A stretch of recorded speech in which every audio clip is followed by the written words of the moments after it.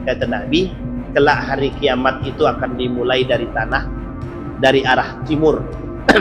Kelak kiamat itu akan dimulai dari arah timur. Sekarang semua tanda-tanda itu sedikit demi sedikit Allah tampakkan. Sungai Efrat sudah mengering, sudah sangat mengering. Tinggal tunggu kering habis. Habis kering selesai. Alhamdulillahirabbil alamin. Alhamdulillahilladzi an'ama bi ni'matil iman wal islam bihima tatimmus salihat. Ashhadu an la ilaha illallah wahdahu la syarika lah. Wa ashhadu anna Muhammadan abduhu wa rasuluh la nabiyya ba'd. Allahumma salli wa sallim wa barik ala hadzal nabiyil karim. Allahumma salli ala Muhammad wa ala ali Muhammad fil alamin innaka Hamidum Majid. Ya ayuhan nasu taqu rabbakumul ladzi khalaqakum min nafsin wahidah wa khalaqa minha zawjaha wa batha minhuma rijalan katsiran wa nisaa wattaqullaha alladzi tasaaluna bihi wal arham innallaha kana 'alaikum raqibah. Wa qala Allah ta'ala ya ayyuhalladzina amanu taqullaha wa qulu qawlan sadida yuslih lakum a'malakum wa yaghfir lakum dhunubakum wa man yuti'illaha wa rasulahu faqad faza fawzan 'azima. Wa qala an-nabi sallallahu alaihi wasallam innallaha azza wa jalla idza arada an yuhlika 'abdan naza'a minhul haya' fa idza naza'a minhul haya' lam talqahu illa muqitan mumaqqatan fa idza lam talqahu illa muqitan mumaqqatan nuzi'at minhul amanatu fa idza nuzi'at minhul amanatu lam talqahu illa kha'inan mukhawwanan fa idza lam talqahu illa kha'inan mukhawwanan nuzi'at minhu ar-rahmatu fa idza nuzi'at minhu ar-rahmatu lam talqahu illa rajiman mula'anan fa idza lam talqahu illa rajiman mula'anan nuzi'at minhu ribqatul Islam. Apa kata Nabi dalam hadis baginda Nabi Muhammad sallallahu alaihi wasallam?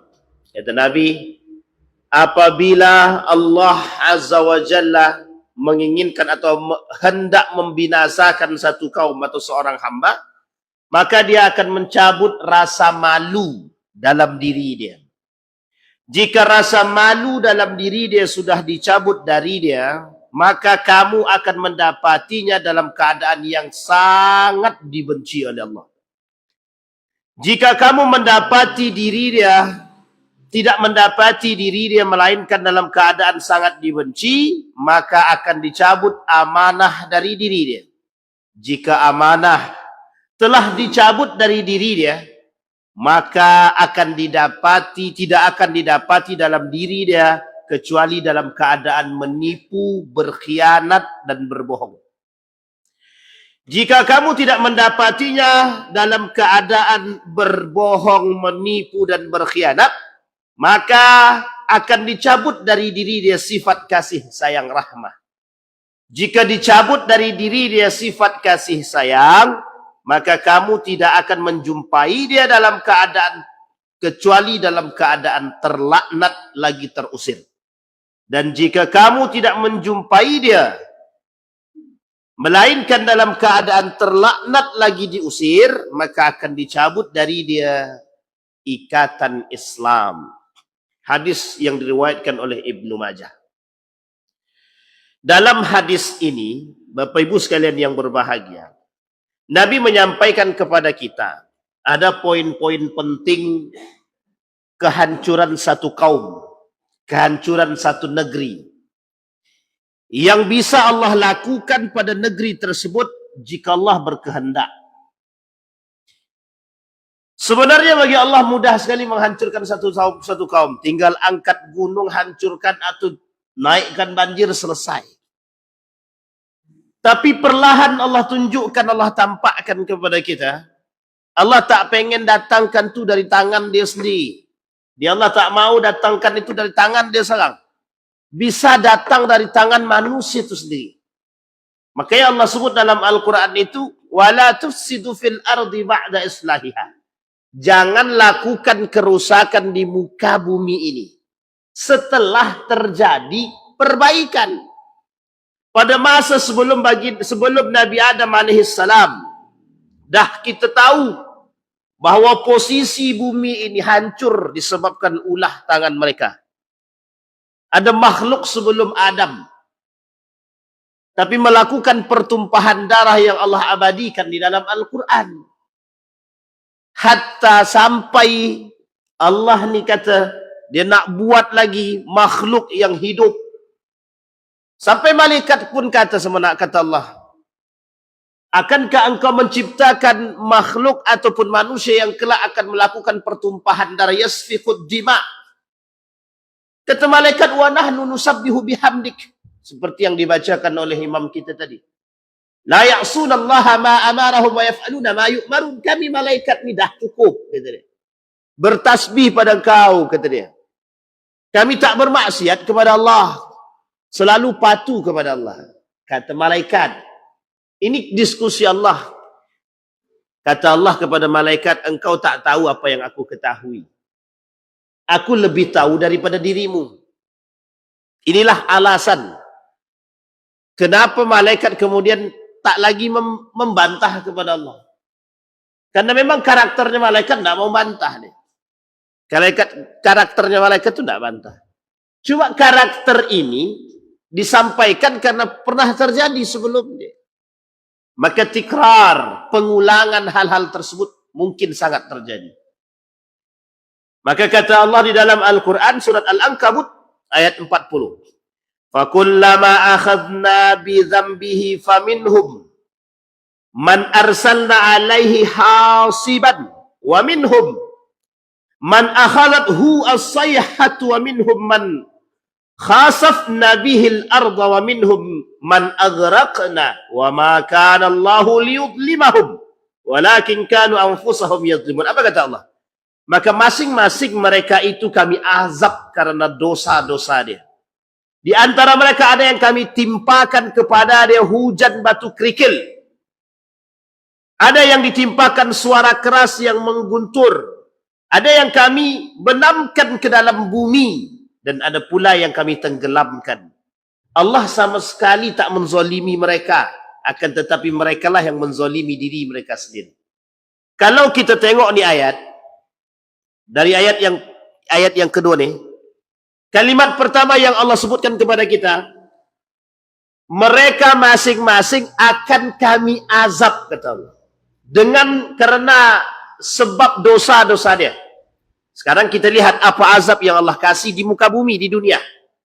Di antara mereka ada yang kami timpakan kepada dia hujan batu kerikil. Jadi ada hujan-hujan es batu, ada hujan-hujan batu. Fenomena hujan batu ni dah pernah terjadi. Bahkan termasuk kategori yang paling langka. Tapi di akhir zaman tu tak langka lagi dah. Dah sering ditemukan. Bahkan pada masa Habasyah yang ingin menghancurkan Ka'bah, bahkan batu kecil itu bentuknya api yang dibawa oleh burung yang kemudian ditimpakan dalam bentuk azab di dunia. Maka tak salahkah kata Nabi, salah satu di antara perbuatan yang disegerakan azab dia di dunia itu adalah kezaliman. Jadi kezaliman akan Allah balas dengan kezaliman. Kezaliman akan Allah balas dengan kezaliman, baik dia itu di dunia maupun di akhirat. Jadi jangan macam-macam sama Tuhan, sama Allah ni. Allah dia yang punya, jangan kita pernah menzalimi dia.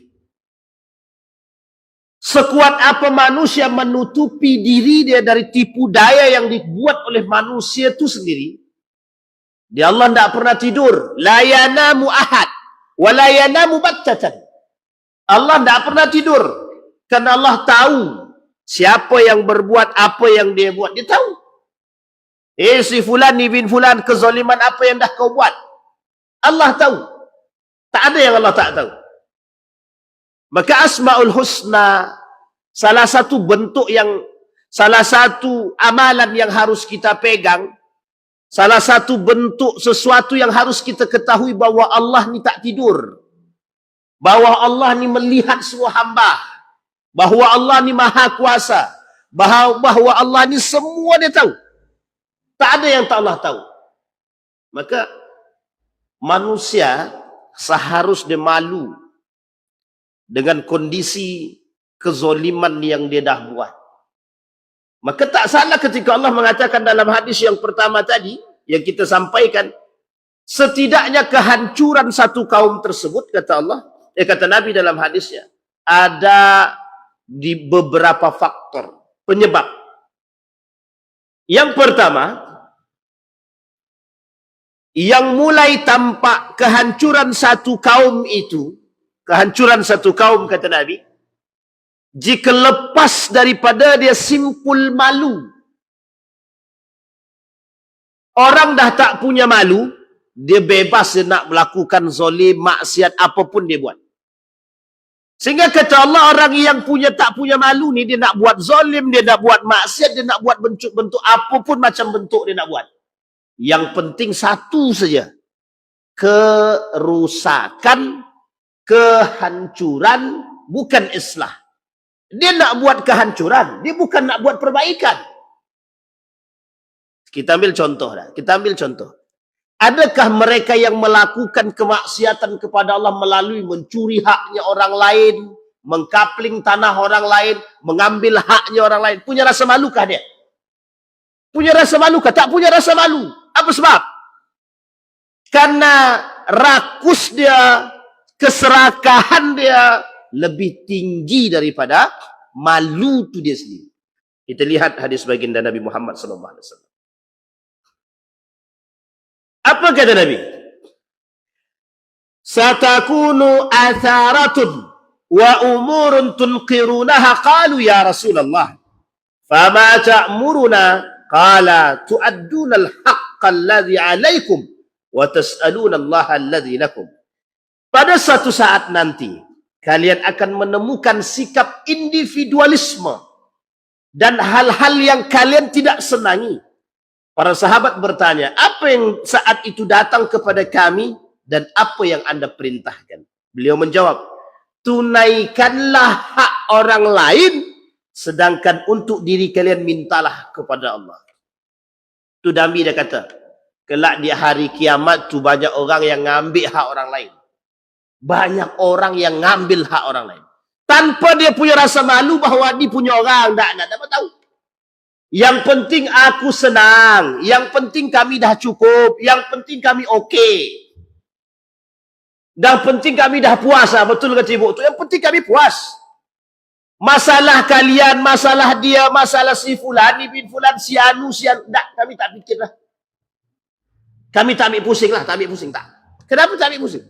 Karena dia cukup untuk diri dia sendiri. Padahal kata Nabi, untuk diri kalian minta pada Allah. Tunaikan haknya orang lain. Jangan hak orang lain yang kalian ambil. Nah, ini poin penting bagi kita. Karena kata Nabi, di hari kiamat itu, di akhir zaman itu, kata Nabi, di tengah umat manusia itu pengkhianat.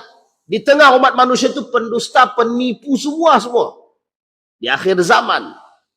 Apa yang tak kita tengok sekarang? Apa perkataan Nabi yang tak terbukti hari ini? Tak ada. Semua terbukti. Inilah nubuat Nabi. Maka kata Nabi, salah satu penyebab kehancuran satu kaum tadi, kata Nabi, hilangnya rasa malu daripada diri dia, manusia itu sendiri. Sekarang ibu tengok, bapak ibu tengok.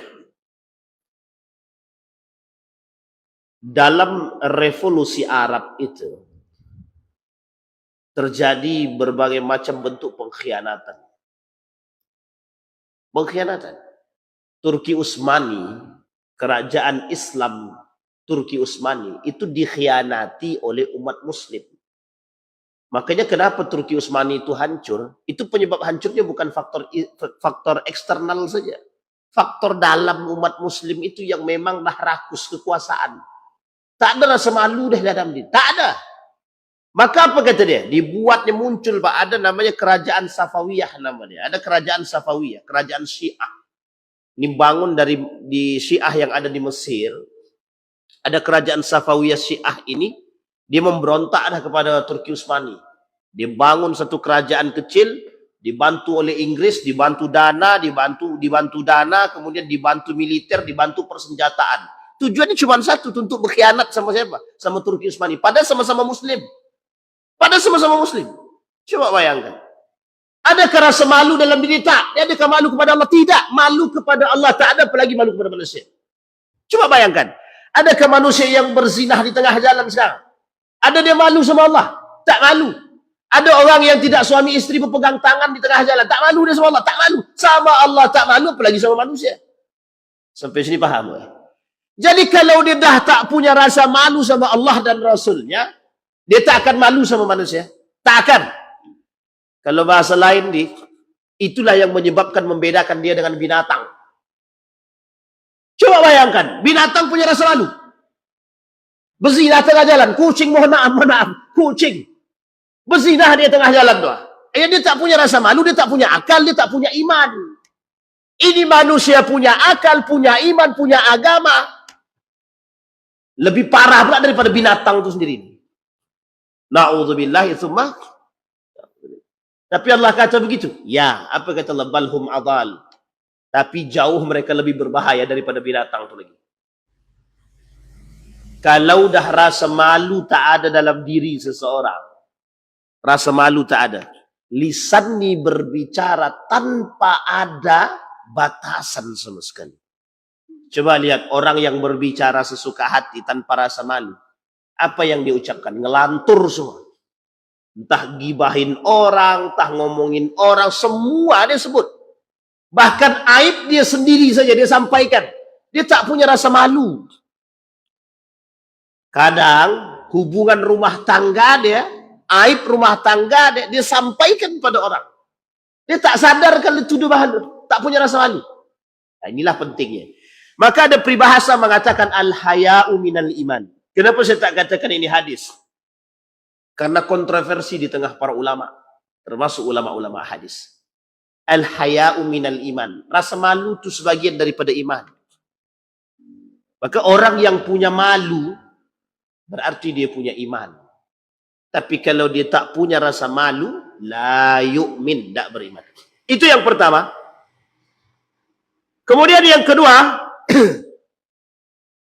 kata baginda Nabi Muhammad SAW, jika rasa malu dalam diri dia sudah dicabut dari dia, maka kita akan mendapatkan manusia tersebut dalam keadaan dibenci oleh Allah. Apa maksud kalimat dibenci oleh Allah tersebut? Kita lihat. Ketika manusia sudah dicabut rasa malu, kezaliman dia buat. Sesuka hati dia buat. Ketika perbuatan kemaksiatan, kezaliman yang dia sudah buat, maka di sini sekehendak dia bisa lakukan, termasuk mufsidin, kerusakan, al-fasad dia lakukan. Maka Allah membenci perbuatan-perbuatan manusia yang suka menzalimi manusia. Allah tidak suka, Bu. Allah tidak suka ada manusia yang melakukan kezaliman terhadap manusia apapun bentuknya. Kita ambil contoh. Ada manusia, ibu-ibu, bapak-bapak, bersaksi palsu atas saudara dia sendiri. Maka itu zalim apa tidak? Zalim. Ada seorang anak mencari saksi untuk bersaksi palsu terhadap ibunya atau ibu kandungnya persoalan harta warisan. Zalim apa tidak? Zalim. Ada anak yang membunuh kedua orang tuanya hanya karena tidak dibelikan motor. Zalim apa tidak? Ada seorang istri yang durhaka kepada suaminya, dia jatuhkan harkat dan martabat suaminya. Zalim apa tidak? Zalim. Sekarang ni apa perbuatan yang tak zalim, yang tak nampak di mata kita sekarang? Tak ada. Uniknya, imam masjid aja yang tak punya masalah, dimasalah-masalahkan. Coba bayangkan tuh. Tak usahlah kau salat di Masjid Jamaatul Zaidin itu imamnya Tuhan tak apa-apa. Zalim apa tidak? Zalim. Sekecil itu kezaliman, apalagi yang besar yang tadi kita sebut. Apalagi mengambil hak orang. Apa kata Nabi dalam hadis yang tadi? Tunaikan hak orang lain. Pertanyaannya, kalau hak orang lain kita ambil itu zalim apa tidak? Maka Bapak Ibu sekalian yang berbahagia, mafia tanah ini banyak Bapak Ibu. Mafia tanah itu banyak. Dia tak sadar yang diambil itu punya siapa. Tak malu dia tangani, tak malu. Karena dah biasa. Dia dah biasa ngambil hak orang. Dia tak punya rasa malu. Dia dah biasa mencuri, dia biasa maling, dia biasa merampok. Dia tak punya rasa malu sama Tuhan. Tak ada alasan sekarang. Kalau dulu orang mencuri mungkin ada alasan kami belum makan. Kalau sekarang tak. Kenapa begitu? Karena mereka mencuri sudah menjadi sebuah kebiasaan. Mengambil hak orang sudah menjadi sebuah kebiasaan. Dulu koruptor itu satu-satu sembunyi-sembunyi. Sekarang berjamaah. Bareng-bareng tuh. Sudah terbentuk pula komunitas koruptor. Jadi nanti ada namanya KK. Komunitas korupsi. Coba bayangkan dulu. Kok korupsinya kok bareng-bareng gitu. Ya enggak punya rasa malu tadi. Kata mereka, kita ini kan adalah kelompok yang tidak punya rasa malu. Ayo kita kumpul bersama. Berkumpullah mereka itu. Maka kalau Bapak Ibu pengen tengok wajah-wajah ini, boleh tengok di majalah Tempo. Itu mesti keluar tuh wajah-wajah deh. Di Tempo itu kan selalu update dengan berita-berita tersebut itu. Dan wajahnya nampak meskipun dianekdotkan. Dianekdotkan itu dibuat karikatur gitu. Tapi wajah itu ditampilkan itu. Maka disebutlah situ ini komunitas-komunitas. Jadi bukan hanya komunitas geng motor, komunitas ini, ada komunitas para ahli koruptor itu. Jadi koruptor itu punya kelompok namanya kelompok korupsi. Jadi mereka korupsi berjamaah. Banyak apa sedikit? Banyak Pak, banyak. Nanti kalau aku masuk, kau bantu aku ya. Siap. Nanti kalau aku yang masuk, kau bantu ya. Rupanya pas masuk dikabur. Ini masalah di situ. Jadi tidak kompak juga ternyata memang para pelaku koruptor. Itu merusak. Mengambil hak orang nggak mengambil. Tapi mereka punya rasa malu. Tidak punya rasa malu. Ini poin pertama, poin yang kita sampaikan. Kata Nabi yang kedua, "Dhuyyatil amanatu." Kata Nabi dalam hadis yang lain, "Idza dhuyyatil amanatu fantazir as-sa'ah." Ketika amanah sudah hilang dari diri seseorang, maka habislah. Dah habis. Kita lihat, ini ada kaitannya dengan pengkhianatan. Apa maksud daripada pengkhianatan? Umat muslim itu akan berkhianat kepada agama Tuhan. Umat muslim itu akan berkhianat kepada Allah. Nabi bilang, kelak di akhir zaman tuh manusia datang dengan penuh kemegah-megahan. Nabi bilang katanya, manusia di akhir zaman akan datang dengan kemegah-megahan. Dia bangun rumah megah, isi cuman dia sama bini dia. Tingkat 2 kosong, isi siapa? Setan. Rumah mobil 3, yang dipakai motor. Tiga-tiganya siapa yang isi? Iblis. Banyak yang begitu, banyak Pak. Tak ada yang isi, tak ada yang tahu siapa. Mereka lomba-lomba, aku kalau tak kaya tidak terhormat Pak Ustaz. Oh ya, kayalah. Sehingga mereka kaya-kayakan diri Pak. Besoknya tanahnya diambil orang. Tidak tahu dia Pak.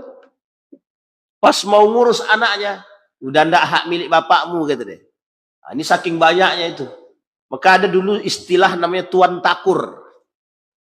Juragan tanah itu bahasa kita. Tuan takur ini film India. Itu menjadi bahasa kiasan itu. Tanyalah sama atuk kita yang tua-tua itu. Mesti bahasa itu sangat tenar waktu itu. Karena nonton film India. Ada nama Tuan Takur. Sekarang terbawa bahasa itu. Sampai-sampai Tuan Takur itu sendiri tak tahu saking banyak tanah di mana-mana. Tanah tak nampak, tak tahu. Saking banyak ada tanah. Tapi yang poin yang ingin kita angkat tidak itu. Berapa banyak manusia hari ini personal secara individualisme. Secara individu seperti yang dikatakan oleh Nabi. Mereka berusaha membangun rumah yang megah. Tapi tak ada isi. Dia tak berusaha membangun iman dalam rumah, tapi dia berusaha membangun kecantikan keindahan rumah. Justru rumah yang indah tidak dihiasi dengan iman. Itu baru dalam satu konteks. Sekarang coba perhatikan. Betul perkataan baginda Nabi Muhammad SAW. Kelak dari timur itu, kemegahan itu, kehancuran-kehancuran itu, penyebab kiamat itu, kelak akan dimulai dari timur.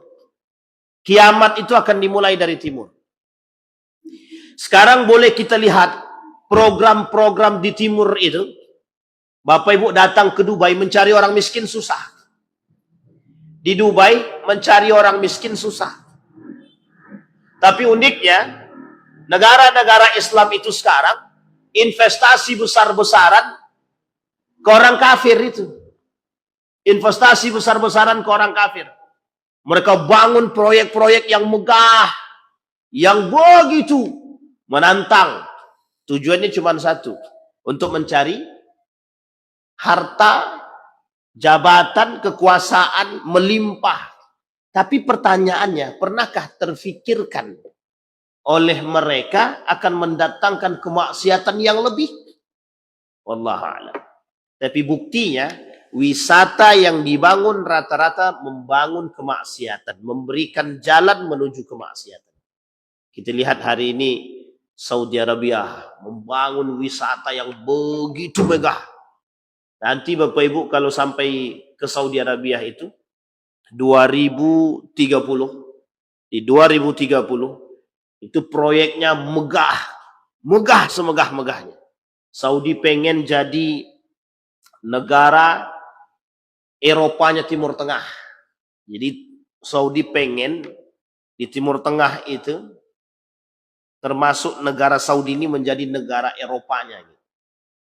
Model-model Eropa, baik dari sisi bangunannya dan baik dari sisi pergaulannya. Padahal di situ ada dua tanah suci. Maka tak salah kelak dua tanah suci ini itu akan dikelilingi kemaksiatan-kemaksiatan. Di dua tanah suci ini, yang Mekah dan Madinah ini, di sekeliling Mekah dan Madinah ini, atau kota-kota yang berada di sekeliling kota Madinah dan Mekah ini, dikelilingi dengan kemaksiatan-kemaksiatan. Jadi bahasanya kalau kita ilustrasikan, di tengah ini ada yang sedang ibadah, di kelilingnya ada yang bermaksiat. Nah ini, kalau yang bermaksiat di sekeliling ini nanti lebih banyak daripada yang ibadah, maka disitulah tanda kiamat itu sudah sangat dekat sekali. Tinggal tunggu saja kapan Allah angkat bukit yang ada di sana dan Allah akan hancurkan itu. Kalimatnya, kata Allah tadi, kami tenggelamkan, kami hancurkan, pokoknya habis. Apa yang Allah lakukan untuk mereka dalam hadis tadi? Apa kata Allah? Kami hujani mereka dengan batu kerikil. Kami timpa mereka dengan suara yang keras yang mengguntur. Kami benamkan mereka ke dalam bumi. Dan ada pula yang kami tenggelamkan. Fir'aun ditenggelamkan. Ya, Qarun dibumikan. Dimasukkan ke dalam bumi. Hujan batu kerikil sudah. Gajah yang begitu tak punya dosa karena dimanfaatkan oleh orang yang berdosa. Kerikil dengan api Allah turunkan. Suara dentuman yang begitu besar sudah Allah tunjukkan. Tapi manusia, maka ini unik manusia sekarang nih. Saking tingginya ilmu. Ketika terjadi gempa bumi, itu adalah pergeseran lempeng bumi. Gitu. Ya memang betul secara ilmunya begitu memang. Pergeseran lempeng bumi. Tapi pernahkah dia berpikir bahwa apa yang Allah katakan itu dalam Al-Quran menjadi satu hal yang harus diperhatikan? Dia tak fikir. Kenapa dia tak pikir? Karena dia tahu ilmu yang dia miliki sudah cukup mampu untuk menganalisa. Seolah-olah campur tangan Tuhan terhadap persoalan itu tidak ada. Ini urusan keilmuan. Maka ada gunung meletus. Itu bukan urusan Tuhan itu. Itu sudah saatnya dia meletus. Na'udzubillah itu mah. Coba saking tingginya ilmu manusia sekarang. Air itu banjir. Ya itu kan karena debit air yang padahal bukan itu yang dimaksud. Allah ingin tunjukkan, nih loh, ketika banjir datang kalian mau gimana? Hidup kalian seperti apa? Coba nalar yang berpikir tuh yang diangkat yang begitu. Akan banyak manusia yang bersyukur. Akan banyak manusia yang bertobat. Tapi karena yang diangkat adalah akal, dia tak anggap itu azab. Dia tak anggap itu ujian. Dia tak anggap itu kemurkaan Tuhan. Tak anggap. Coba bayangkan ketika COVID datang. Berkelahi. Ketika COVID datang berkelahi orang. Satu pengen masuk masjid, yang satu jangan. Jangan masuk masjid. Nanti virus tersebar. Rupanya masuk masjid, tak masuk masjid, virus juga ada jalan. Bahkan yang di rumah lebih mati pula daripada yang di dalam masjid lagi. Coba bayangkan. Akal terlalu tinggi diangkat, nggak usah kalian bersentuhan. Kalian ini virus COVID, nggak usah bersentuhan. Tapi begini, ya sama saja Pak, sentuh juga ini. Meskipun salam begini, ini bersentuh apa tidak? Apa bedanya dengan begini? Emang virus itu telapak tangan? Sampai di sini paham, Pak. Kadang-kadang menganggap ilmu itu lebih tinggi, ternyata tak masuk di akal juga. Sangat tak masuk di akal kadang-kadang. Tapi kita paksakan akal untuk menerima. Sementara azab Allah yang jelas-jelas Allah tuliskan dalam Al-Quran, umat mukmin muslim tak percaya. Nah, itu kondisi kita sekarang. Bisa dilihat ya Bapak Ibu ya, bisa dipaham. Berapa banyak masjid yang ketika COVID datang yang tak buka. Hampir semua masjid. Meskipun ada satu dua. Tapi hampir mayoritas tak ada yang berani. Kenapa tak berani? Kami tak mau ambil resiko. Tapi pasar dibuka. Masjid tutup, pasar buka. Salut juga Pak. Sampai di sini paham ya Ibu ya, Bapak Ibu ya. Maksud yang saya ingin angkat adalah nalar berpikir yang logis itu yang seperti apa. Satu, yang kedua, ketinggian ilmu merendahkan Allah. Orang yang tinggi dengan proses ilmiah, tapi merendahkan Allah. Harus pakai masker. Pakai masker sudah, COVID juga kena. Apa masalah lagi? Iya kan? Itu gara-gara daya tahan tubuh tak kuat. Itu bukan daya tahan tubuh tak kuat. Kita kurang bersyukur, kita kurang beriman. Kurang banget kita beriman deh. Nalar berpikir logika boleh kita tempuh, tapi iman tetap di atas. Ini yang menjadi masalah. Coba bayangkan jika kita mengangkat itu. Kita tak angkat itu. Kita tak jadikan itu tolak ukur. Yang kita jadikan hari ini tolak ukur adalah ilmu. Seolah-olah ilmu ini mengalahkan Tuhan. Pokoknya ketika COVID itu kita lihat tuh manusia itu. Mencari obat apapun bentuk obatnya. Apapun tuh kalau si Anu bilang. Siapapun yang bilang. Obat itu mujarab. Aku makan itu sembuh. Langsung dicari itu. Bayangkan Pak. Masker itu. Wah pokoknya saya tertawa tuh Pak. Masa COVID itu saya betul-betul tertawa itu. Kenapa tertawa? Yang tak masuk akal bisa masuk akal itu Pak. Coba bayangkan. Kenapa sih bilang begitu? Orang yang tak pernah pakai masker pun pakai masker. Atau bawa sampai sekarang. COVID sudah tak ada, masker tetap jalan. Nah, coba bayangkan. Yang membuat mati itu itulah tuh Pak. Setiap hari kita pakai masker sampai tak bisa napas. Itu mati kita tuh. Habis kita mati kita sudah dibuatnya. Ini poin penting. Satu. Jadi dosa yang kita buat. Yang kedua tadi kata Nabi, hilangnya amanah. Baik. Kalau sudah yang amanah hilang, maka tinggal tunggu saatnya kata Nabi, fantazir saat. Kemudian yang ketiga, penyebab kehancuran satu umat, hilangnya rasa kasih dan sayang. Dah kita ketahui Pak. Hilang kata kasih dan sayang ini sudah kita sebutkan. Kata Ibnul Qayyim Al-Jauziyah, wallahu subhanahu idza arada an yarhamaha 'abdan askana fi qalbihi ar-ra'fah war-rahmah wa idza arada an yu'adzibahu naza'a min qalbihi ar-rahmah war-ra'fah wa adjalahu bihima al-ghilzah wal-qiswah. Apa kata Allah? Kata Ibnu Qayyim Al-Jauziyah, kalaulah Allah kehancuran satu kaum tersebut kata dia, kalaulah Allah mencabut rasa kasih dan sayang dalam diri seseorang, maka Allah akan mengganti rasa kasih dan sayang tadi dengan amarah dan keras hati. Sekarang kita lihat dulu amarah dan keras hati. Pernyataan amarah. Dan sekarang ini semua tensi orang tinggi semua.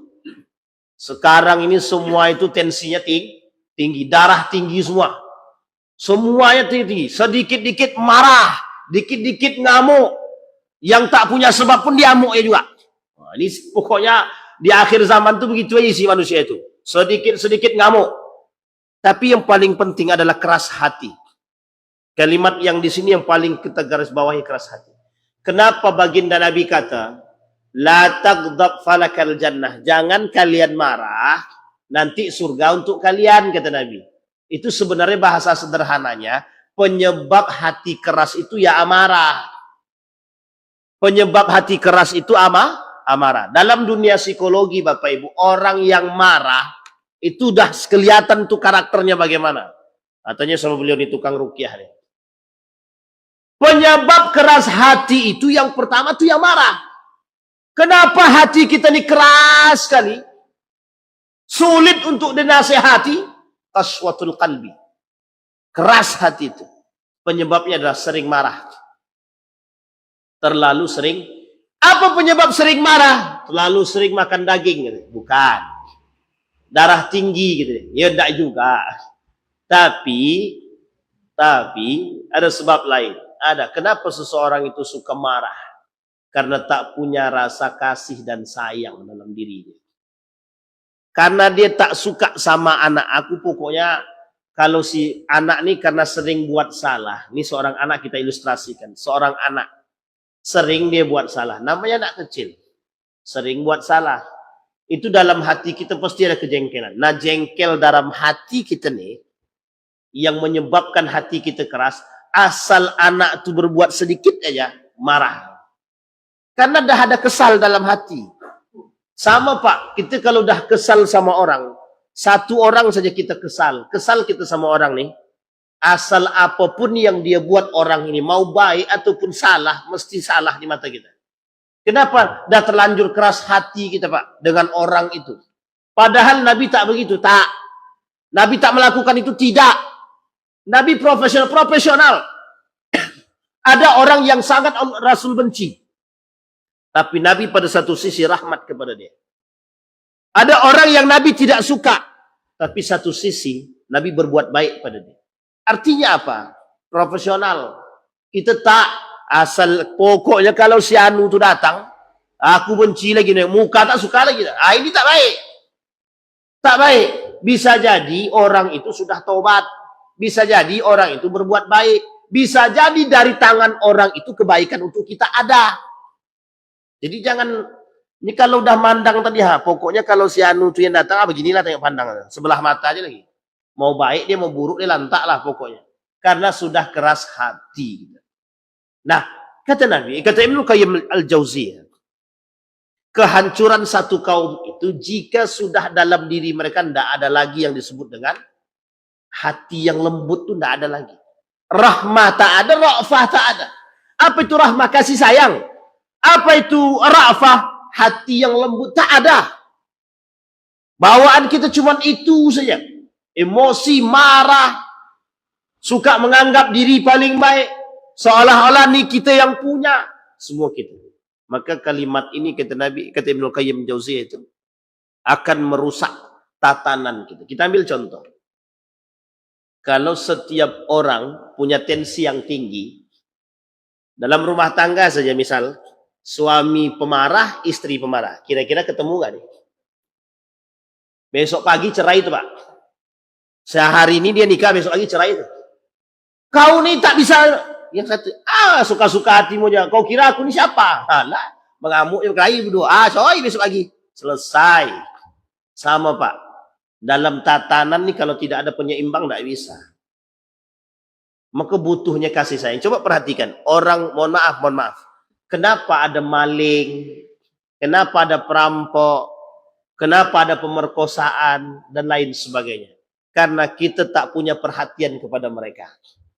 Coba kalau kita, mohon maaf, tetangga kita tak mampu, kita kasih sayangi, kita berikan kasih sayang kita perhatikan dia. Kira-kira nih, mohon maaf ya, kira-kira dia mau lagi merampok lah. Mau nak mencuri lagi? Tidak mau, Pak. Kenapa mereka tak mau lagi mencuri? Karena sudah ada yang mengasihi, ada orang yang mau memperhatikan dia. Ini poin penting, Pak. Maka tidak ada ra'fah, tidak ada rahmat. Satu kaum. Baik, itu yang ketiga. Maka Bapak Ibu sekalian yang berbahagia, kata Allah, kata Nabi dalam hadis yang tadi yang Nabi kata,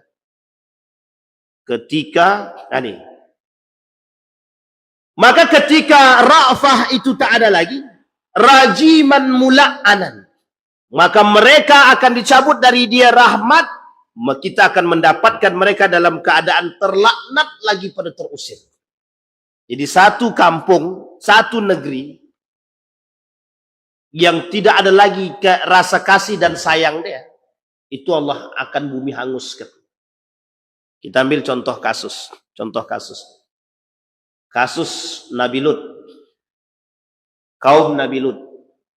Kasus kaum Ad. Dan kasus-kasus yang lain. Kasus Bani Israel. Allah telantarkan. Kasus Bani Israel pada masa Nabi Harun dan Musa. Allah binasakan. Kasus pengikut Nabi Nuh. Allah tenggelamkan. Kasus kaumnya Nabi Yunus.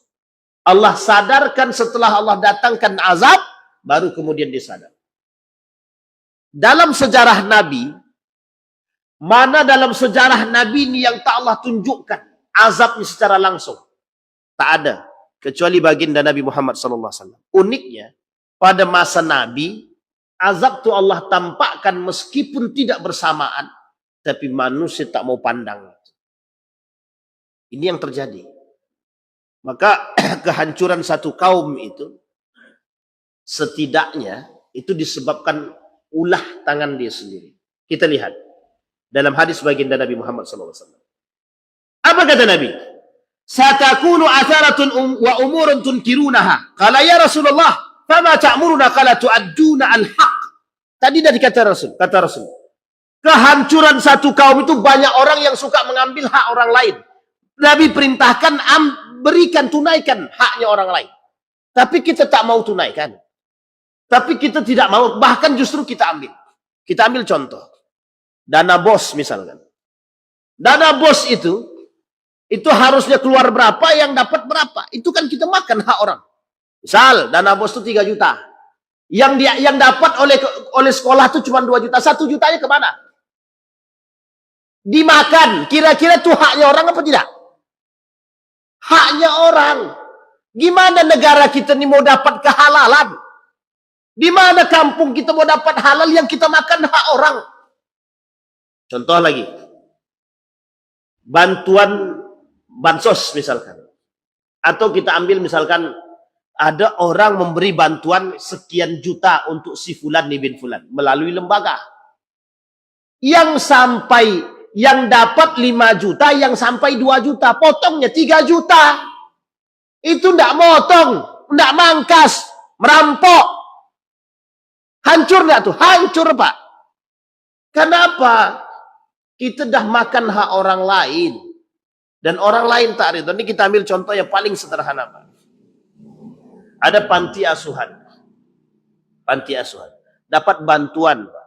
Dapat bantuan dari orang. Banyak bantuan dapatnya. Dari yang memberikan bantuan kita anggap 10 juta misalkan.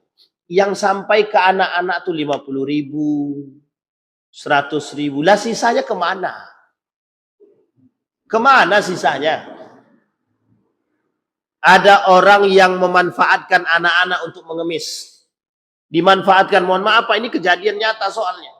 Itu pengemis-pengemis itu, yang mengemis-mengemis itu Pak, itu ada yang mengkoordinir. Yang mengemis tidak lebih kaya daripada yang mengkoordinir. Ternyata yang mengkoordinir lebih kaya daripada yang mengemis.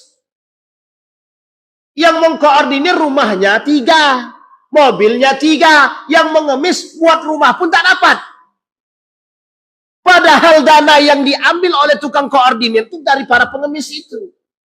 Nah, coba bayangkan. Ini kezoliman apa lagi yang hendak kita tampakkan di muka bumi ini? Apa kata Nabi dalam riwayat yang lain? Sami'tu Rasulullah sallallahu alaihi wasallam wa rajulun sa'ala faqala ya Nabi Allah ara'aita in qamat alaina umara'u yas'aluna haqqahum wa yamna'una haqqana. Faqala Rasulullah sallallahu alaihi wasallam isma'u wa ati'u fa inna ma 'alaihim ma hummilu wa 'alaikum ma hummiltum. Apa kata Nabi? Aku mendengar Rasulullah menjawab seseorang laki-laki yang bertanya, wahai Rasulullah, bagaimanakah menurut Anda jika yang berkuasa atas kami adalah para pemimpin yang hanya meminta hak mereka untuk selalu kami penuhi, sedangkan mereka tak memenuhi hak kami. Wajib pajak, wajib kita bayar pajak. Tapi tugasnya mereka kepada kita lupa. Mungkin bukan lupa. Duit itu tak ada. Dan potong atas gimana mau bayar lagi? Nah, itu yang terjadi. Ini bahaya nih Pak. Ini bahaya betul ini. Maka tidak bisa main-main. Beliau menjawab, dengarkan dan taatilah mereka. Karena sesungguhnya mereka akan menanggung apa yang mereka lakukan. Dan kalian juga akan menanggung apa yang kalian perbuat. Maka kata Nabi ancamannya, orang yang suka memakan hak orang lain, kelak tengok di akhirat. Kalian akan tanggung itu. Apa yang ditanggung sama dia? Dosa-dosa orang yang dizolimi. Dosa-dosa orang yang dizolimi. Sebanyak apa zolim yang kita buat? Itu yang akan kita tampung kelak, Pak. Yang kelak di hari kiamat akan kita tampung. Asal-hasil daripada perbuatan kita. Maka Bapak Ibu sekalian yang berbahagia. Kata Yusuf Al-Qaradawi itu, kehancuran satu kaum, itu sebenarnya lebih tepatnya kata Yusuf Al-Qaradawi, kehancuran satu kaum itu disebabkan karena kezaliman. Kezaliman baik yang terstruktur maupun yang tidak terstruktur. Yang kedua, hilangnya iman dalam tubuh seseorang. Hilangnya iman dalam diri penguasa. Hilangnya iman dalam diri seorang mukmin yang menyebabkan kehancuran satu kaum. Maka kenapa Allah ingin menghancurkan satu kaum sekalipun di situ ada ustaz? Ada ustaz di dalam satu kampung ini, tapi perzinahan merajalela, minum khamar merajalela, kemudian Allah tetap hancurkan sekalipun ada orang beriman di situ. Kenapa? Karena orang beriman nih tak mampu menumbuhkan iman-iman bagi yang lain. Meskipun perhitungannya berbeda, tetap, tapi kehancurannya sama. Misal. Sekarang nih kondisi kita sekarang. Ada orang beriman di antara kita? Ada. Tapi kita tetap dapat nggak? Dapat. Dapat apa? Kalau Allah banjirkan kita kena nggak? Kena. Beriman sekalipun kita tetap kena banjir. Kenapa? Karena itu tadi Pak. Orang yang bermaksiat kepada Allah, orang yang zolim kepada Allah lebih banyak daripada yang beriman. Perhatikan kalimat ini. Ini sebagai contoh bagi kita. Apa kata Nabi dalam hadisnya? Yadhharu ma'dinun fi ardi Bani Sulaim. Yuqalu lahu Fir'aun au Fir'aun. Fir'aun au Fir'an. Yakhruju ilaihi syirarun nas. Au yuhsyaru ilaihi syirarun nas. Akan keluar harta-harta simpanan di bumi Bani Sulaim yang disebut Fir'aun atau Fir'an. Ia akan didatangi oleh orang-orang yang paling jahat. Ini kondisi dah kita temukan. Donald Trump itu kurang zolim apa? Sekarang Donald Trump nih keliling ke negeri-negeri Arab. Minta investasi. Orang-orang Arab, investasilah ke negeri kami. Ini sesuai banget dengan perkataannya Pak. Datang ke Dubai, Dubai investasi. Datang ke Qatar, Qatar investasi. Datang ke Bahrain, Bahrain investasi. Datang ke Saudi, Saudi investasi. Apa kata Nabi? Akan keluar harta-harta mereka dari Bani Sulaim. Maksud Bani Sulaim ini apa? Dari negeri-negeri Arab. yang disebut Fir'aun atau Fir'an, ia akan didatangi oleh orang-orang para penjahat, orang-orang zalim. Kita tidak tahu motifnya Trump itu apa. Tapi selama ini Donald Trump tidak pernah tidak berkhianat kepada Islam. Termasuk bapak pemuka Islamfobia. Jadi sekarang ini tonggak atau tombaknya Islamfobia itu, ya Donald Trump itu. Jadi bagaimanapun, dia tetap akan melakukan kejahatan terhadap Islam. Nah, cuman masalahnya, persoalan ekonomi, persoalan global, yang memang pegangannya cuman duit, harta benda, itu menghilangkan akal sehat. Makanya ini poin penting. Apakah mereka tidak sadar? Wallahu a'lam. Apakah Donald Trump tidak akan berkhianat? Saya mengatakan kemungkinan berkhianat. Kemungkinan berkhianat. Oh, sebegitu, mohon maaf, sebegitu jahatnya dia kepada Palestina. Lu kok kita masih bisa percaya dengan orang-orang seperti ini? Cuman itu poin penting, Pak. Apalagi kalau sempat negara kita mengakui keberadaan Israel. La ilaha illallah. Habis kita, Pak. Palestina merdeka, kita akan mengakui Israel. Ini sebenarnya motif politiknya tinggi. Motif politiknya tinggi. Ada yang ingin dicari. Tapi sekali lagi, jangan hinakan Islam atas kepentingan. Jangan hinakan Islam. Kenapa? Karena Allah pasti akan menghinakan manusia yang menghinakan Islam. Allah akan menghinakan manusia yang menghinakan Islam. Islam dijaga oleh Allah. Ka'bah saja yang punya Allah, apalagi Islam. Allah cuman pengen, hei orang beriman, kalian berjuang atas Islam. Islam ini punya kami. Agama-agama Allah, pasti Allah jaga. Yang menjadi masalah, kita umat muslim ini berada pada posisi pejuang atau pembangkang atau pengkhianat. Itu poin pentingnya. Makanya kenapa Allah hancurkan satu kaum pengkhianat, pembangkang, pemaksiat, pelaku kejahatan. Mereka tak mau lagi. Secara zahir ditunjukkan kepada pengikut Nabi Nuh. Kami tak percaya. Sama Tuhan kalian kami tak percaya. Itu lebih jelas, Pak. Dia kafir, tak percaya kepada Tuhan Nabi Nuh. Ini sudah muslim. Menyatakan keislaman, bersyahadat. Justru mereka yang melakukan pengkhianatan dan pembangkangan. Kata Allah, jangan main riba, main juga. Jangan minjam duit dengan bunga, main juga. Akhirnya apa? Tak selesai-selesai sampai kiamat itu hutang. Dijual kali negeri kita ini kan mungkin belum terbayar hutang lagi. Nah, itu bahasa kasarnya, Pak. Kenapa? Ini yang menjadi masalah. Maka tatanan dunia ini karena kejahatan, pengkhianatan, dan pembangkangan rusak. Jadi kerusakan itu yang menyebabkan Allah cabut dan Allah hancurkan. Jadi sudah kita tampakkan. Nah, Bapak Ibu sekalian yang berbahagia, apa kata Nabi? Maka akan datang para penjahat-penjahat yang ingin mengambil keuntungan dari negeri-negeri Arab. Bisa jadi dari apa yang dikatakan oleh baginda Nabi ini, itu keadaannya sekarang. Kita ambil contoh ya Ibu ya, Bapak Ibu ya. Dari prosesi haji dan umroh saja, itu pendapatan Saudi itu besar.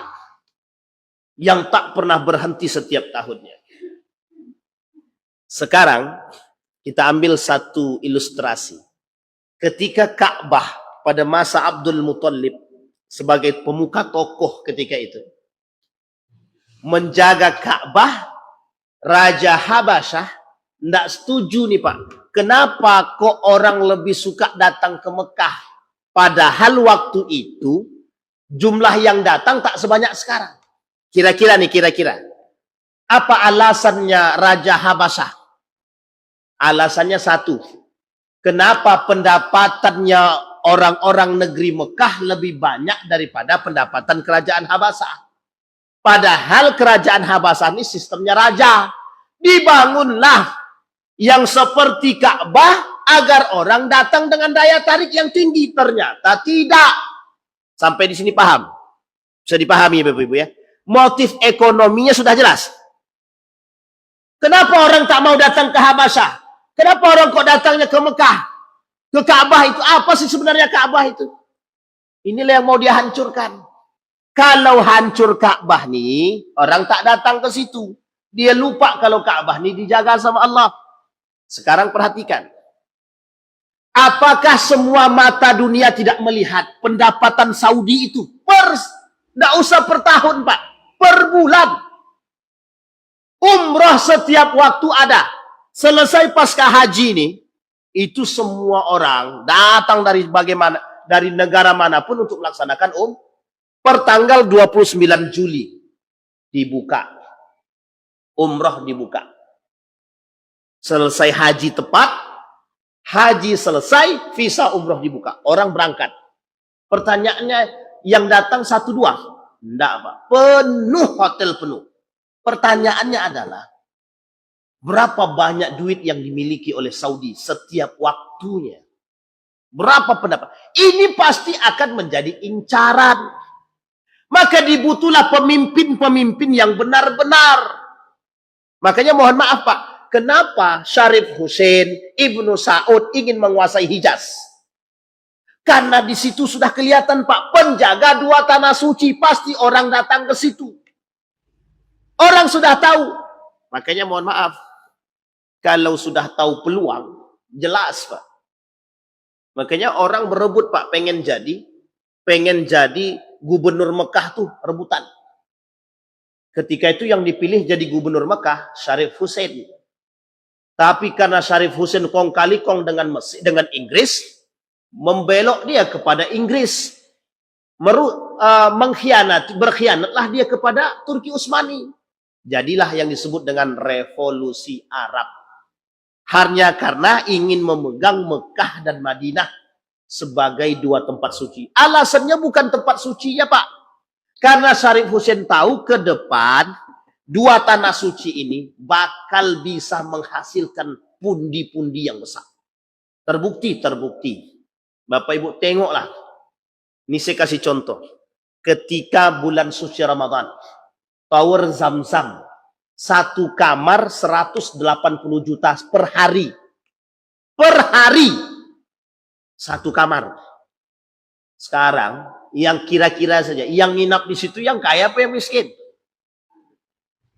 1 hari, 1 kamar 180 juta. Apalagi ketika mendekat Lailatul Qadar. Itu jangankan 180 juta, 300 juta pun penuh. 300 juta 1 kamar penuh. Coba bayangkan. Itu 1 orang 1 kamar, Pak. Coba Bapak Ibu kalikan. Berapa jumlah manusia di muka bumi ini yang berangkat umroh itu di bulan Ramadan. Di bulan Ramadan itu hampir sama padatnya dengan haji. Coba bayangkan. Sekarang logika kita berpikir, banyak apa tidak duit mereka? Pasti banyak. Artinya Bapak Ibu sekalian yang berbahagia, jelas Pak, ini akan menjadi sorotan dunia. Oh ternyata negara-negara Arab ini kaya-kaya. Satu Pak, yang diinginkan untuk melepas daripada pertikaian negara Arab yang berpegangan dengan minyak itu, dibutuhkanlah satu kesatuan. Dibutuhkanlah yang namanya pariwisata. Maka dibangunlah hari ini di negara-negara Islam itu pariwisata, tujuannya adalah untuk mendapatkan pundi-pundi juga. Qatar, Dubai, Bahrain, Oman, semua membangun Pak. Maka Bapak Ibu sekalian yang berbahagia, negara-negara Arab itu di akhir zaman kata Nabi akan dikelilingi para penjahat. Kenapa akan dikelilingi para penjahat? Maka para penjahat ini akan berusaha mengambil pundi-pundi itu dari negara-negara Arab ini. Kita lihat, sadar atau tidak sadarnya, itu tergantung kepada mereka. Maka Bapak Ibu, dalam riwayat yang lain, baginda Nabi Muhammad SAW pernah berkata, kelak akan muncul bangunan-bangunan lebih tinggi daripada menara masjid. Bapak Ibu mau lihat kalau di negara kita ini udah banyak kita lihat. Masjid mana yang paling tinggi sekarang menaranya? Anggaplah Masjid An-Nur, anggaplah. Ada enggak bangunan yang lebih tinggi daripada Masjid An-Nur sekarang? Tower mana? Bang Riau. Kata Nabi, kelak hari kiamat itu Apartemen akan apa? dimulai dari tanah. Belakang dari Bang Riau arah itu timur. apartemennya tinggi sekali. Kelak kiamat Lebih itu tinggi daripada akan dimulai dari berarti arah. perkataan arah Nabi timur. terbukti. Sekarang semua tanda-tanda Kalau itu secara sedikit kilas demi balik sedikit kita lihat Allah daripada hadis Nabi tampak. sudah terbukti. Sungai Burj Khalifah Efrat sudah mengering, kurang sudah tinggi apa? sangat mengering. Kelak di Tinggal Saudi tunggu Arabia kering habis akan dibangun habis kering gedung yang selesai. jauh lebih megah daripada Burj Khalifah. Apa yang tak ada sekarang? Semua ada. Apa yang ada di Eropa, maka kelak akan ada di negara-negara Arab. Disinilah poin penting yang harus kita pahami. Kata Nabi, kelak hari kiamat itu akan dimulai dari arah timur. Kelak kiamat itu akan dimulai dari arah timur. Sekarang semua tanda-tanda itu sedikit demi sedikit Allah tampakkan. Sungai Efrat sudah mengering, sudah sangat mengering. Tinggal tunggu kering habis saja. Habis kering selesai. Sekarang apa yang tak nampak? Apa yang tak kelihatan? Semua kelihatan. Tanah Hijaz menghijau. Meskipun perbedaan para ulama, perbedaan pendapat di kalangan para ulama dan ilmuwan. Tapi nyata dan buktinya, salah satu tempat di negara Arab, khususnya Saudi Arabia, ada yang tempatnya lebih dingin daripada Bogor. Lebih hijau daripada kita. Ada. Sudah Allah buktikan, sudah nampak. Sudah banyak yang sekarang menghijau di sana. Pertanyaannya apakah itu bagian daripada tanda hari kiamat? Bisa jadi. Itu adalah bagian daripada tanda. Kenapa? Kalau tidak mungkin Nabi sampaikan dalam hadis. Buat apa Nabi berbohong? Buat apa Nabi berdusta? Tidak ada. Tapi itu yang ditampakkan. Artinya Bapak Ibu sekalian yang berbahagia. Banyak hal dari sekian banyak persoalan-persoalan yang disampaikan oleh baginda Nabi Muhammad SAW menunjukkan akan semakin dekatnya hari kiamat. Apa yang harus kita lakukan? Merujuk kepada poin tadi, negara ini, dunia ini pasti akan Allah hancurkan. Pasti. Itu dah pasti. Melalui apa? Kiamat. Gedung berterbangan, batu-batu berterbangan, semua berterbangan. Lampu tak berfungsi, internet tak berfungsi, iman tak berfungsi. Jangankan internet, iman saja tak berfungsi. Kenapa iman tak berfungsi? Karena ketika di akhir zaman mendekat hari kiamat, iman itu tak lagi dibutuhkan. Kenapa tak dibutuhkan? Karena orang sudah kalang kabut dengan dunia mereka masing-masing. Maka banyak pengisi dunia itu di akhir zaman, kalau tidak munafik dia kafir. Orang beriman kemana? Orang beriman berhijrah, orang beriman mencari tempat keamanan, beruzlah menyendiri untuk mencari keselamatan. Dan setelah itu Allah matikan. Setelah Allah matikan, tinggal tunggu berterbangan. Dan insya Allah kita semua mudah-mudahan tidak termasuk orang-orang yang bertemu dengan hari kiamat. Amin. Kalau sempat ketemu kita, berarti seburuk-buruknya kaum. Tapi insya Allah kalau ditengok dari wajah-wajah Bapak Ibu semua nih, dia senyum-senyum ibu-ibu nih. Jadi tenang Bu, tenang. Mati itu dah pasti. Maka Bapak Ibu, tidak salah, saya tambah sedikit. Sahabat Nabi itu bilang begini sama Nabi. Ya Rasulullah, doakan kepada Allah, mintakan kematian untuk kami. Kenapa kok begitu para sahabat minta? Saking tak sanggupnya hidup di akhir zaman. Kita sudah terlanjur hidup di akhir zaman, maka paling tidak kita melihat atau merujuk kepada perbuatan para sahabat Nabi untuk mengokohkan iman-iman kita. Mudah-mudahan kita termasuk orang-orang yang beriman. Amin ya Rabbal alamin. Mati itu pasti, kiamat itu pasti. Cuma tidak tahu kapan. Mati tidak tahu kapan, kiamat pun kita belum tahu kapan datang. Kita berdoa kepada Allah, mudah-mudahan kita istiqamah. Mudah-mudahan kita termasuk orang-orang yang berpegang teguh dengan agama. Mudah-mudahan kita termasuk orang-orang yang tetap menjalankan perintah Allah dan menjalankan sunnah-sunnah baginda Nabi Muhammad SAW. Allahumma faqihna fid din wa 'allimna ta'wil. Allahumma ansur man nasara ad-din wa akhdhul man khadhal muslimin. Allahumma ansur man nasara ad-din wa akhdhul man khadhal muslimin. Allahumma ansur ikhwanana al-mujahidin fi Palestin wa fi Gaza wa fi kulli makan. Allahumma tsabbit qulubana bil iman wa tahhir qulubana bih. Allahumma tsabbit qulubana bil iman. Allahumma khtimna bi husnil khatimah wa la takhtimna illa bi husnil khatimah. Allahumma ij'alna minas su'ada'il maqbulin wa la taj'alna minal ashqiya'il mardudin. Allahumma ighfir lahum warhamhum wa'afihim wa'fu anhum wa akrim nuzulahum wa wassi' madkhalahum waj'alil jannata mathwahum. Allahumma a'inna ala dzikrika wa syukrika wa husni ibadatik. Allahumma ighfir lana dhunubana wa dhunuba walidina warhamhuma kama rabbayana shighara. Allahumma ij'alil Qur'anal 'azima rabi'a qulubina wa nura sudurina wa jilaa'a ahzanina wa dhihaba humumina wa ghumumina. Rabbana atina fid dunya hasanah wa fil akhirati hasanah wa qina azabannar. Walhamdulillahirabbil alamin. Assalamualaikum warahmatullahi wabarakatuh.